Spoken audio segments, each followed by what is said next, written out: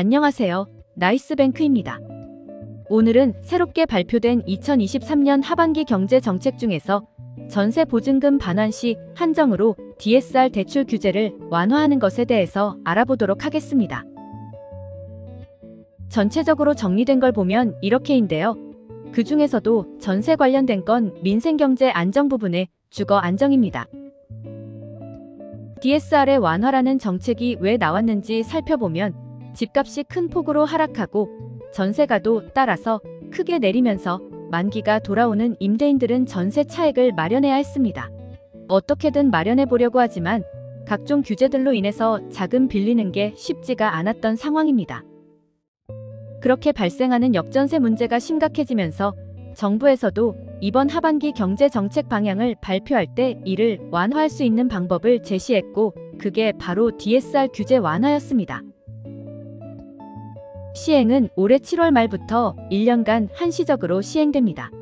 부족한 보증금의 차액을 내주기 위한 목적으로 받는 대출 한정이니 잘 확인해 주시기 바랍니다.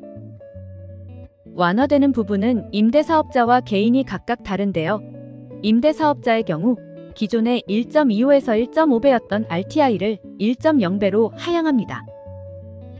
개인의 경우에는 DSR 40% 대신 DTI 60%를 적용합니다. 그렇게 완화된 규제로는 얼마나 달라질지 표를 통해서 확인해 보실 수 있으신데요.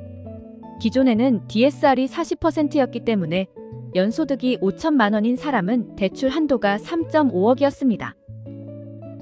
하지만 이번 정책으로 전세 보증금을 돌려주기 위한 상품에서는 DSR 적용을 없애면서 연소득이 5천만 원이라면 기존 방식에 비해 1억 7,500만 원을 더 받을 수 있으니 조금 더 원활하게 진행될 수 있을 듯합니다. 하지만 지원 대상에는 조건이 있습니다. 역전세로 인해 기존 전세금보다 금액이 낮아졌거나 새로운 임차인을 구하지 못해서 보증금 반환에 어려움을 겪는 임대인이어야 하며, 아파트나 빌라, 단독 등의 주택과 주거용 오피스텔은 자금 지원을 받을 수 있지만 생활형 숙박 시설이나 근생 빌라, 전세권을 설정한 업무용 오피스텔 등은 지원 대상에서 제외된다는 점을 잘 확인해 주시기 바랍니다.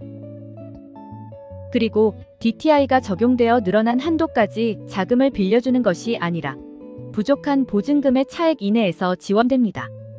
또한 후속 세입자를 구하지 못했다면 후속 임차인의 보증금으로 자금을 상환한다는 조건으로 전세 보증금이나 대출 한도 금액 중 적은 금액을 받을 수 있습니다.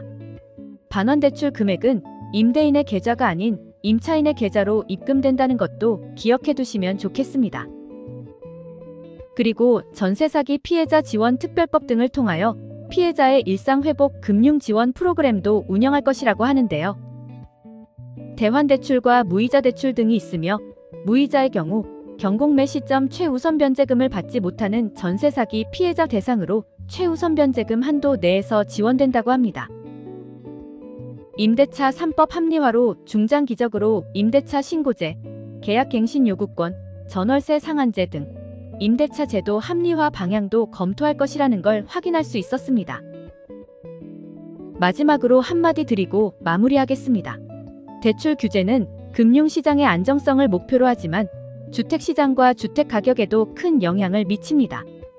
그리고 대출은 적절히 사용하면 도움이 되지만 지나치면 큰 경제적 곤경으로 이어지기도 하기 때문에 자산 재조정 등 리스크 관리를 병행해서 현명하게 계획을 세워야 할 때가 아닌가 싶습니다.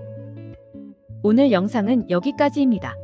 이번 영상도 도움이 되셨다면 구독과 좋아요, 그리고 알림 설정까지 부탁드리겠습니다. 지금까지 나이스뱅크였습니다. 감사합니다.